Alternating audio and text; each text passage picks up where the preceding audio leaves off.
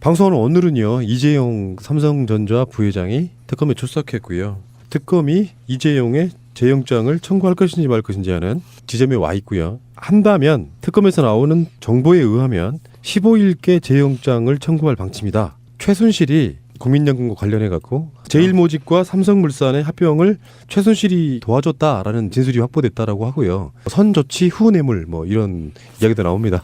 무슨 사후 매수죄도 아니고 어쩌면 이게 박근혜 탄핵의 첫 번째고요. 이번 박근혜 게이트의 두 번째가 이재용 구속이 상징적인 것이 될 것 같아요. 사실은 이재용이 구속이 되지 않음으로써 2월 탄핵이 좀 물 건너간 측면도 없지 않아 있잖아요.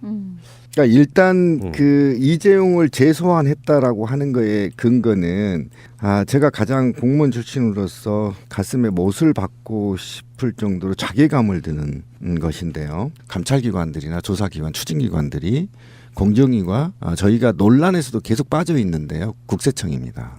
이 두 곳이 제대로 살아 있었다면요. 최순실이 독일에 100개가 넘는 페이퍼 컴퍼니 만들어서 국내 자금을 빼돌릴 수 없습니다. 분명히 말씀드리지만.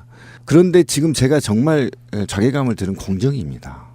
공정위가 사무관 메모가 적발이 돼버렸어요. 뭐냐면 삼성물산과 제일모직이 합병하는데 양심상, 공무원의 양심상 할 수 없는 걸 지시를 받았는데 내가 살아남기 위해서 어쩔 수 없이 메모를 남긴다. 이렇게 증언을 해버렸어요. 그 컴퓨터의 메모지를. 그러니까 그거를 역추적해서 공정위를 압수수색하고 그리고 나서 이제 이게 직접적으로 공정위와 보건복지부 산하의 연금관리공단 전부 공무원입니다. 제가 짜증나는 게 그거예요. 이들이 완전히 하나의 몸처럼 돼서 누군가의 지시를 받아 삼성물산과 제일모직을 합병을 도와줬다는 겁니다. 제가 이게 자괴감을 느끼는 거예요. 도와주고 그 대가로 최순실과 정유라에게 온갖 것에 특혜를 삼성이 제공한 것입니다. 이게 구체적으로 드러났기 때문에 뇌물죄 적용과 관련한 마지막 수사를 진행하고 있고 이번 주 내로 특검은 반드시 이재용을 구속시킨다라는 내부 움직임이 있다라는 거예요. 대한승마협회장. 예. 이 사람이 삼성전자 사장이에요. 맞아요. 박상진 씨. 예. 대한승마협회 부회장, 삼성전자 전무 황성수예요. 이것만으로도 정황적인 것은 다 답이 나왔잖아. 그렇죠. 그래서 오늘 현재 삼성 관계자만 5명이 피의자 신분입니다. 이거는 있잖아요. 빠져나갈 수가 없습니다. 아무리 뭐 초특급 로펌을 산다 해도요. 이재용은 빠져나가지 못합니다. 그러면 이번에는 구속영장 청구가 받아들여진다? 만약에 안 하면 저는 법원 그냥 둬서는 안 된다. 불 질러야 돼? 네, 전 질러야 된다고 보고 불을 못 질르면 짱돌이라도 투척해야 된다.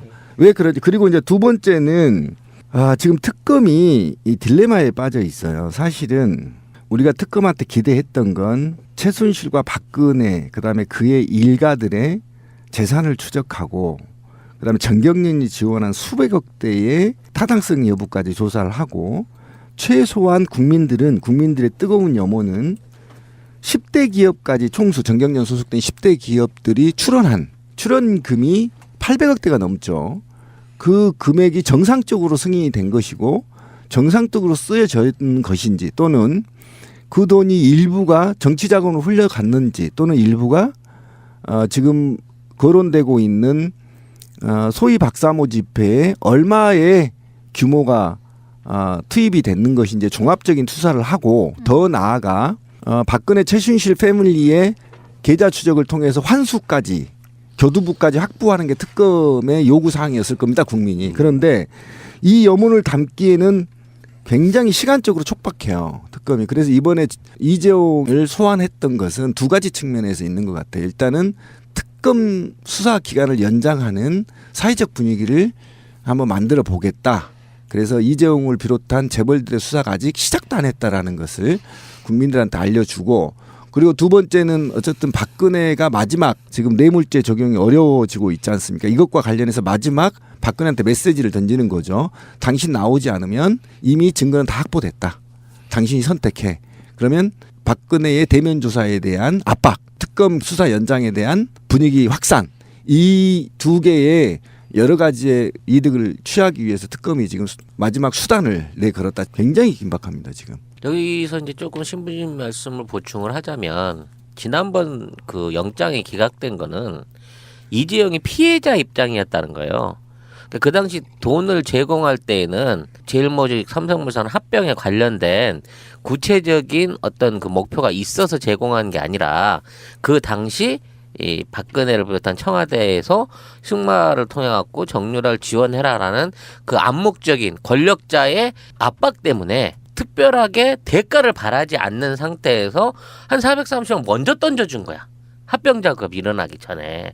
그리고 나중에 가서 그걸 이제 그런 방식으로 수혜를 돌려받았다라는 식으로 얘기를 하는 거죠. 그러니까 돈을 줄 당시에는 지금 있는 합병 부분에 있어서 힘을 써달라는 전제라도 준 돈이 아니고 그 당시에 최고 권력자가 승마로 해서 정유라 밀어줘 이 새끼들아 그러니까 어이구 무서워라 그래서 피해자 코스프레를 하면서 밀어줬다는 게 그때는 맥힌 거야 쉽게 말하면. 그게 시기적으로 돈이 먼저 갔으니까 삼성물산 되고 난 다음에 돈이 갔으면 더 확실한 증거가 되는데 연과 관계가 삼각관계라는 거지. 즉 돈은 최순실이한테 정유리한테 갔는데 그 압박은 청와대한테서 받은 거고 자 최순실이를 갖다 주는 돈이 청와대에 주는 돈하고 무슨 연관이 있냐 박근혜하고 무슨 연관이 있느냐는 부분에서 이 세 개 고리가 따로 떨어져 있었던 거예요. 그러니까 특혜는 청와대에서 내려왔고 돈은 최순실이한테 갔고 최순실과 박근혜는 서로 모르는 사이다라는 이 삼각관계가 그때는 먹혔기 때문에 불구속이 된 거지. 근데 이게 아니었던 거야. 계속해서 나오는 증거와 연관성과 당시 정부 관계자들 또 이번에 말씀하신 공정위를 비롯한 뭐 각종 그쪽 기관 단체 안에 전부 청와대 압력이 들어갔고 그런 압력을 행사하는데 최순실이 뒤에서 브레인 역할을 했던 게 드러났고 또 이재용이 단순하게 지금의 삼성물산 합병뿐만이 아니라 애초에 이 정권과 최순실하고 관계를 미리 다 알고 있는 상태에서 이 모든 청탁을 비롯한 다른 드러나지 않은 청탁 예를 들면 메르스 사태 때 있어서의 어떤 삼성병원에 대한 보호라든지 지금 800만 원 벌금 맞고 끝났잖아요. 사람이 그렇게 많이 죽었는데 뭐 이런 식으로 현 정권하고의 밀접한 관계를 유지하기 위해서 그 목적으로 준 것이 정황상 이제 나타나기 시작했다는 거야. 그래서 지금 있는 상태에서 이재용이 구속이 된다고 하면 그동안의 연결고리 최순실과 박근혜를 연결할 수 있는 권력 이동 간의 연결고리를 이제 특검이 박혀낼 수 있다라는 자신감이 있어서 이번 영장이 신청이 될 거란 얘기죠. 2015년 7월 25일 날 이재용이 박근혜와 단독 면담을 합니다. 그리고 20분 뒤에 최지성 미래전략실장을 통해서 박상진 사장을 부릅니다. 그리고 회의를 해요. 박 사장이 최순실을 만나러 독일로 출국하기 직전 같은 해 7월 27일 오전 또 이재용이 주재로 미래전략실 회의가 또 열려요. 결국은 뇌물죄잖아요. 뇌물죄가 성립된다. 이 지점에 대해서 사실 국민적 법관정은 지금 당연한 뇌물인데도 불구하고 뇌물이 아니다 이렇게 표현하는 건 이게 손바닥으로 하늘을 가리는 행위라고 저는 생각이 들고요. 그렇죠. 굉장히 중요합니다. 대통령과 최순실의 뇌물 공여죄 첫 번째와 이재용의 이제 뇌물수수죄가 걸리는 거죠. 만약에 이게 성사가 될 경우 예를 들면 말이죠. 정유라의 도미노 말을 처분하고 비타나부 이 30억짜리 사주는 것부터 이게 이제 그 빠져나갈 수 있는 구멍이었었어요. 그런데 이게 또 어떻게 증명이 이 크로스로 되고 있냐면 그때 유망주 지금 승마협회에서 어쨌든 유망주 5명을 키우기로 해서 돈을 지원했다 이렇게 했잖아요. 근데 알고 봤더니 그 5명 중에 단 한 놈도 지금 지원 안 한 겁니다. 정유라 이외에는. 그러니까 이게 법률적으로 맞지가 않고 사회적으로 맞지 않아서 이거는 이번에는 빠져나갈 수 없다. 그래서 제가 볼 때는 미래전략실 전 직원이 지금 대기하고 있다라는 소문이 돌고 있거든요. 200~300명 되나 봐요. 그러니까 전 성원이 다 대기하고 있다라는 걸 보니까 삼성 자체도 굉장히 긴장하고 있다. 예. 네. 그 억울하잖아요. 그 김영재 부인 백 하나 받아갖고도 뇌물죄로 구속됐는데 돈을 400억을 처발랐는데 뇌물이 아니라고 하면 너무 이게 경중에서도 좀 억울한 부분이지. 네. 박근혜는 지금 기각이 목적이 아닙니다. 탄핵이 인용이든 기각이든 어느 쪽이든 간에 사회적 파장은 있지만 기각이 목적이 아니고 그냥 딜레이예요. 그냥 딜레이를 해서 7인 체제를 이제 일단은 만들자. 그러니까 7인 체제로까지 가자. 그러니까 3월 중순까지를 가면 7인 체제가 되는 거잖아요. 근데 이제 자세히 보면 약간 이제 그런 불길한 기운이 감지되는 게 그런 게 있는 거죠. 박한철 그 사람이 나가면서는 신속이라는 말이 있었는데 이번에 대행으로 들어온 이정미 재판관 같은 경우에는 신속이란 말이 없단 말이야. 정확 이런 말이 대신 들어갔단 말이에요. 아무튼 그런데 그 신속이라고 이야기를 한 박한철 소장이 7인 체제가 되면 정당성에 문제가 생기기 때문에라는 말이 그 안에 같이 들어가 있어요. 그러니까 그거는 얼마든지 청와대 입장에서는 그래 일단 7인 체제를 만들어 그런 다음에 계속해서 정당성에 흠집을 내야 되겠구나 이렇게 생각할 수 있는 것이고 그 시그널을 받을 수 있는 것이고 그리고 또 한편으로 7인 체제를 만든 다음에 어떻게든 한 명만 유고 상태를 만들면 되는 거잖아요.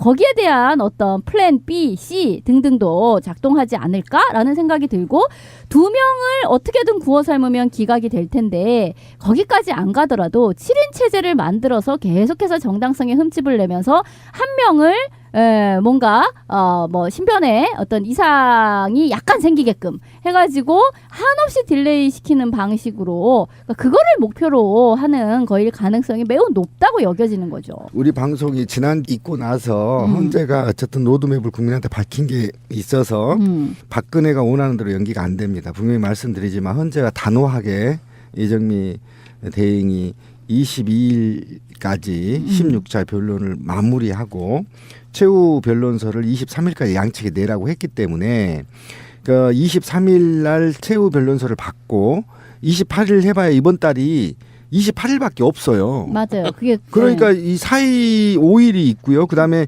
9일 날 발표를 하려면 적어도 초안문은 3일 날 정도 나와줘야 되는데 그러면 한 7일 일주일 만에 3번의 이상의 평의회를 걸쳐야 되거든요. 이게 평의회가 쉽지 않습니다. 왜 그러냐면 8명의 재판관들의 의견을 다 들어야 돼. 너는 무슨 의견이니? 너 무슨 의견이냐? 그 사고 의견을 또 교환해야 되고 찬성한 사람 중에 한 사람이 이 최후 판결문을 쓰게 되어 있습니다. 법에. 이정미 대행이 쓰지 않아요. 그분이 초안을 만들게 되는 거죠. 그런 과정들이 지난하게 있어야 되는데 최소 일주일에서 10일 정도가 필요하다는 겁니다.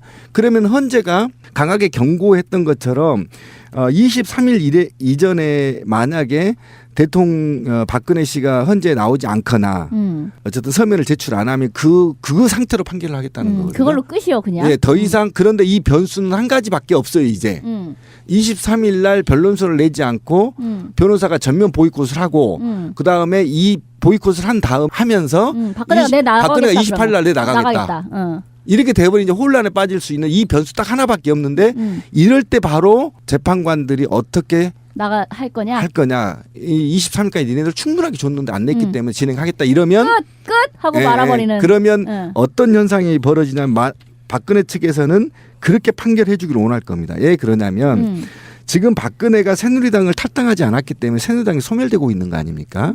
그러면 적어도 새누리당이 10% 정도의 유지를 갖고 차후에 재기를 노릴 수 있는 마지막 교두부거든요. 그러니까 이 당과 박근혜가 맞물려 있단 말이에요. 그래서 지금 새누리당이 그냥 탄핵 기각을 하고 연기해서 기각을 하고 4월에 사퇴할게 약속할게 그리고 6월에 대선하자 이렇게 설득을 하는 겁니다. 야당을. 그러니까 이건 뭐냐면 지금 걔네들이 뭐 대선 후보를 내고 이런 게 아니라 다음에 살아남을 기회를 최소한 잡고자 하는 몸부림이 박근혜 탄핵과 맞물려 있어서 굉장히 어려운 상황이 직면할 수도 있다 이렇게 보면 돼요. 어떻게든 탄핵을 안 당하고 끝을 내는 그게 방식으로. 최선인데 당하더라도 우리 조직은 살려놓자 10% 정도는. 적어도 다음에 재기를 노릴 수 있는 지지층은 반드시 남겨놔야 된다. 그러려면 헌재를 종북으로 몰거나 극단적으로 몰아놔야 자기들이 할 얘기가 있는 거야. 근데 이렇게 되면 어떻게 돼요?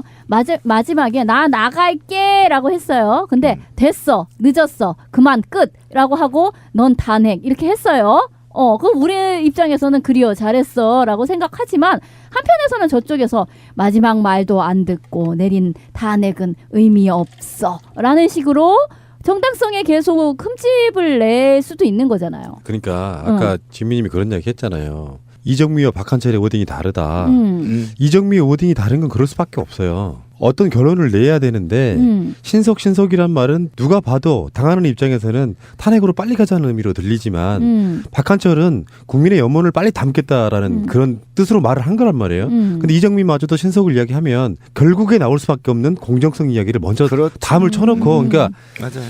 박한철이 사실은 어떤 탄핵이 분위기에 편승해서 국민들이 진짜 막 주말이 아니고 매일 100만 명씩 나왔다고 하면 박한철 임기내 끝났을 겁니다. 근데 그 분위기가 동력이 이제 없는 상황이다 보니까 최대한 뒷말 안 나오게 하려고 공정성을 얘기한 건데 그렇죠. 그래서 증인도 한 8명 받아주고 이렇게 된 건데 만약에 박근혜가 그 아까 말한 것처럼 탄핵 기각의 목적이 아니고 어떻게든 딜레이 시켜서 임기 끝까지 가보는 그런 방식으로 취하는 게 목적이라고 한다면 박근혜가 나원의 만회로도 또다시 그 말장난 비슷하게 해버리면 국민들 입장에서는 더 빡이 돌아버리는 거라서 제가 봤을 때는 박근혜가 나온다고 했는데 그 날짜를 못 잡는다고 하면 그거를 그냥 그대로 못 받아줘서 이정미도 끝나버리고 그 딜레이로 간다고 하면 진짜로 헌법재판소는 벼락 맞는다. 네, 그건 뭐 폐지 기로에 서 있을 거고. 그래서 이제 최근에 어떤 이정미가 박한철 소장하고는 다르게 엄격성과 공정성을 얘기했는데 그때 저희 방송에서 이제 공정성의 두 가지로 해석을 했는데 최근에 이제 말한 걸 빌어보면 공정성은 변론의 공정성을 의미했던 겁니다. 그러니까 공정성은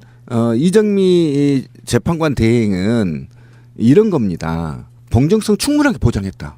더 이상 공정성 얘기하지 마. 23일 공정성 얘기하려면 23일 이전에 씨발. 이렇게 지금 던져버리는 거예요. 씨발이라고는 안 했겠지. 그러니까 했을지도 몰라. 그러니까 그래서 그러면서 고영태 변론 받아주지 않아 버렸어. 오지 마. 그냥 공정성 이미 다 확보됐으니까 네 할 얘기 다 했잖아. 다 내가 봐줄 만큼 다 봐줬어. 이렇게 던졌다고 보시면 되는 거예요. 이제 헌재는 추가로 증거를 채택하거나 증인을 채택하거나 아니면 박근혜의 지금 마지막 카드를 무시하게 될 가능성이 큰 가운데 청와대 측 그 변호인 대표로 이동욱 전 헌법재판관.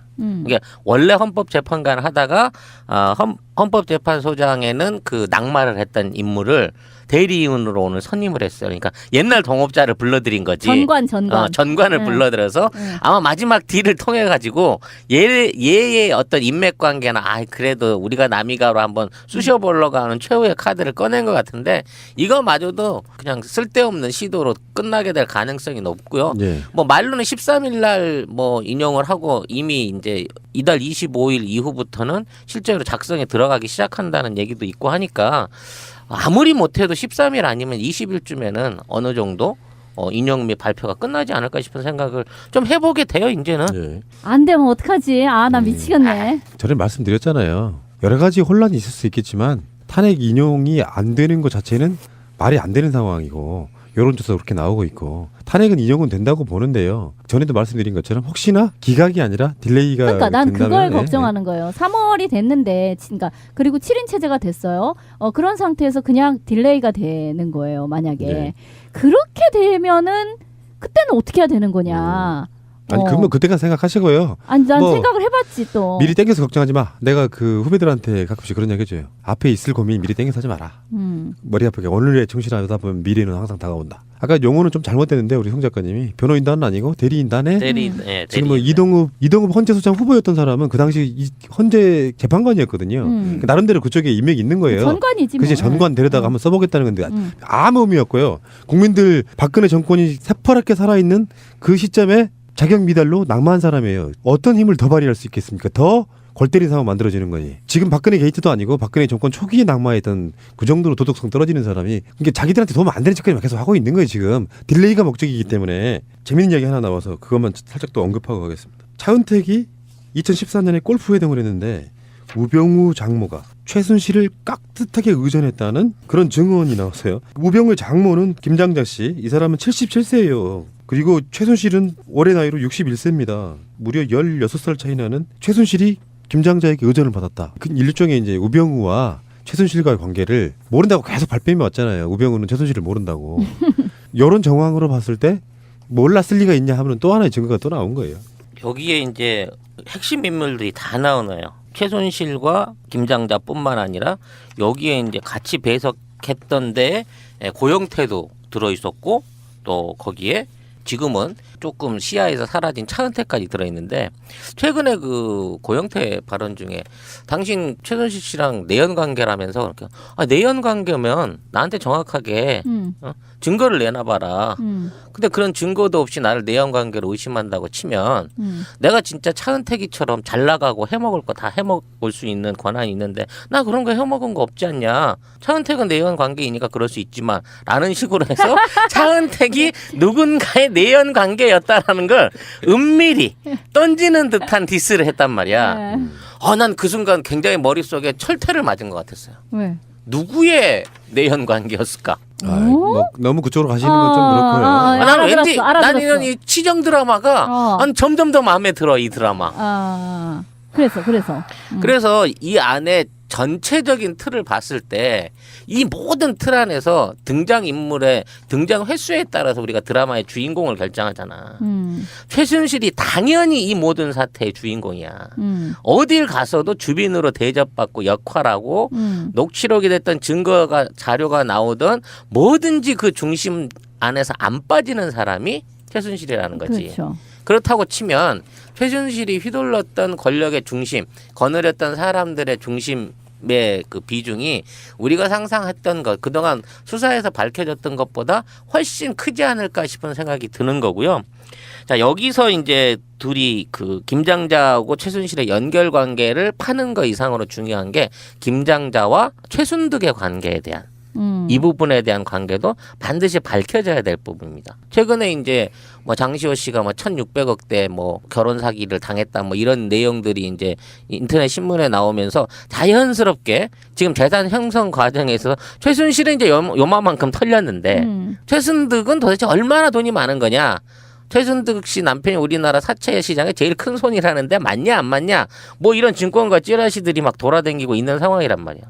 그렇다고 치면 이제 최순득과 최순실의 재산 형성 과정에 실제적으로 관여했을 것으로 보이는 김장자와 두 자매 사이의 재산 관계, 그리고 그 당시 박근혜와 최태민의 역할에 대해서 한번 관심을 가져줘야 될 시점이 됐다는 거죠.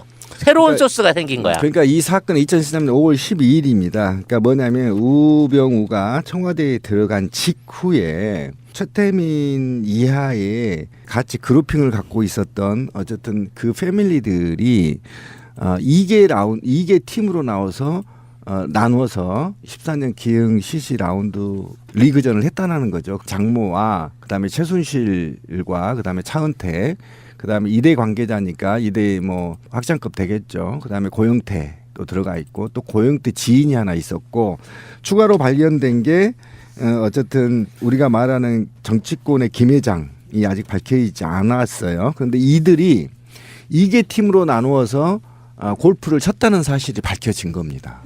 네, 밝혀졌다면 어떤 거냐면 그러면 최순실과 김장자, 차은택, 이대 관계자 고영태 지인 등 그다음에 아직 정치권에 밝혀지는 김 회장 등 누가 어떻게 연결고리가 돼 있느냐 이게 이제 밝히는 게 핵심이고 여기에 우병우가 어떻게 개입되어 있느냐 이게 이제 핵심인데 이게 바로 각종 최순실 패밀리들의 이권을 위한 회동이 아니었느냐 그 증거들이 이제 하나하나씩 나오고 있는 거여서 우병우한테 굉장히 불리한 증언이 나왔다는 거죠. 어쨌든 우병우도 이제 곧 구속이 되려는 게 아니냐. 그렇죠. 네. 특검이 결국 우병우를 정조준 해서 지금 발표되는 것들이다 이렇게 볼 수 있는 거잖아요. 최근에 우병우 차명 계좌에서 10억 원의 뭉칫돈이 발견이 됐다 그래요. 이게 금액이 10억 원 정도 되면은 이거는 바로 실제 구속해서 수사할 수 있는 정도의 금액입니다. 5천만 원이 넘으니까. 그러니까 요거를 흘린 것만 해도 너 소환 오면 너는 이제 바로 가는 거야라는 예고편을 던졌다는 걸로 봐질 수 있고 그 차명 계좌가 누구하고 연결된 어떤 계좌이냐라는 내용을 안 밝혔기 때문에 나중에 그 계좌가 예를 들어 뭐 기업권이 됐든 아니면 정치인이 됐든 어디서든지 연결되는 순간 우병우 폭탄의 내관이 그때부터 빠지기 시작할 거다. 10억이면 엄청난 돈이잖아요. 사실상. 세상에 완전 범죄는 없어요. 지금 김기춘은 블랙리스트로 들어가 있고 우병우를 엮어야겠는데 뭔가 직접적인 거 넣고 간접적인 것만 지금 엄청나게 나오고 있는 거 아니에요? 지금 그렇죠. 예를 들면은 자기 사위는 그 당시 비선 실세라고 알려져 있는 최순실이 조종하고 있는 박근혜 밑에 그 민정수석실로 들어갔고요. 그렇죠. 근데 그 장모가 최순실을 의전할 때는 그 사람이 골프장에 나타나면 나이도 한참 어린 것이 젊은 것이지 사실 김장자 입장에서 보면 15살인가 어리다고. 근데 굽신굽신하고 모실 수밖에 없는 상태인 거잖아요. 그런데 두 사람 사이에 우병우는 아무런 관계가 없는 사람이야. 이게 우리 상식적으로 가능하냐고. 아, 지 결혼식 때도 왔다는데 모른다고 하는 게 말이 되냐고. 그러니까 우병우는 청문회 때도 모른다 그랬잖아요. 최순실이 모른다 그랬잖아요. 그래 그것에 이제 반증해서 나오는 거고 어차피 지금 우병우는 구속을 면치 못해요. 그냥 문체부 찍어내기 인사에 관여했다는 게 지금 문체부 직원의 증언이 나와 버렸는데 지금 심지어 어떻게 세월호에 대한 살아납니까? 관이 있습니다. 당연히 우병우. 있는 거죠. 그러니까 그것과 관련해서 제가 볼 때는 우병우가 지금 굉장히 특검에서 심혈을 기울인 것은 뭐냐면 바로 우병우를 구속시키려면 저는 특검이 연장돼야만 가능하겠다. 만약에 특검이 연장하지 않으면 뭐 팔선녀니 누구니 걔네들 수사도 못 하겠고 그다음에 제가 볼 때는 이게 가장 큰 문제는 특검 기간이 끝나고 대검찰청으로 이 사건이 넘어갔을 때 과연 우병우 사단을 피해갈 수 있겠냐라는 겁니다. 그러면 간단하게 우병우는 지금 빠져나갈 길은 다 갖고 있어요. 다 있어서 우병우 그 사단이 포진되어 있는 그럼요, 한 당연히 있죠. 그러니까 그런 게 빠져나가는 구멍이 있어서 반드시 특검에서 구속돼야 됩니다. 이 사람. 그렇죠. 근데 이제 저는 그 황교안이 이 특검을 연장을 할 거냐 말 거냐에 대한 키를 마치 자기가 쥐고 있는 것처럼 지금 일종의 쪼를 빼고 있는 거잖아요. 근데 이제 야당에서는 그렇지 않다. 너는 형식상에 사인만 해라. 그거를 네가 좌지우지할 수 있는 게 아니다. 이렇게까지 얘기를 했는데 어쨌든 황교안은 정말 밉살스럽더구만요. 뉴스에서 이렇게 보면 특검 연장에 대해서 어떻게 할 거냐 그랬더니 아직 많이 남았는데 왜 그러냐고 막 이런 식이야. 딱 욕을 정말 뭐라 그럴까 이렇게 막 비열하고 음흉한 속내를 이렇게 딱 기다 아니다라고 얘기도 안 하면서 아직 20일이나 남았는데 왜 그러냐는 둥 막 이런 식이잖아요. 그래서 만약에 이게 이제 특검을 연장하지 않는 거까지를 포함해서 황교안을 탄핵할 수 있는 방법에 대해서는 왜 정치권에서는 생각을 안 하고 있는가? 난 그것도 되게 답답하단 말이죠. 황교안 별명이 신종 기름장어잖아요. 저번에 국회 대정부 질문하는데 각종 국회의원들이 대선 출마할 겁니까 하는데 전혀 다른 식으로 빠져나가요. 그러니까 기다고도 아니라고도 하지 않잖아. 황교안은 내가 보기엔 전략을 세운 것 같습니다. 대선을 나올 것인지 말 것인지 그런 결정을 안 했다 이런 게 아니고 내가 봤을 땐 그렇게 모호성을 계속 줌으로써 자기가 일단 화살을 맞아주는 역할을 지금 맡고 있는 것 같아요. 내가 봤을 때는 황교안 안 나올 것 같습니다. 안 나와요. 아니 네. 나오기는 굉장히 힘들어요. 여러 가지로. 특검 연장과 관련해서는 국민적 요구 사항이 굉장히 높고 그다음에 이제 더불어민주당이나 같은 야당이 만약에 황교안이 연장 안 하면 법으로 연장하겠다고 하고 그다음에 일부 정당에서는 바로 황교안이 탄핵 결의안을 발의해버리겠다라고 엄포를 하기 때문에 저는 특검 연장을 안 하면 황교안은 짱돌 맞을 수밖에 없다. 걔가 어차피 황교안은 데리고 못 나갑니다. 예, 그냥 꽃놀이패로 놀고 있으면 되는 것인데 안 나간다고 보면 특검이라도 연장해야 본인의 죄가 상쇄돼요. 만약에 특검을 연장 안 하면 본인한테 죄가 묻게 돼요. 국민이. 그나마 지금 11%라도 너 잘하고 있어 라고 이렇게 지지해 준 것도 고마워해야 됩니다. 사실은 피의자로 곧 돌변할 가능성이 있어요. 잘못 보이면 국민들한테. 그래서 저는 황교안은 반드시 특검을 연장할 수밖에 없을 거다. 하여튼 뉴스타파에서 추가로 보도한 바에 따르면 프로골퍼 한 사람이 우병우, 최순실과 함께 기흥CC에서 여러 번 라운드를 했다라고 직접 증언을 했다고 합니다. 그러니까 그것도 시기가 오래된 것도 아니고 민정수석 된 직후라 그러네요. 그러니까 작년 연말에 그 청문회 나와서 나 본 적 없다 모른다 이 우병우의 거짓말은 정말 알짱 개구라였다는 게 증명이 되는 셈이죠.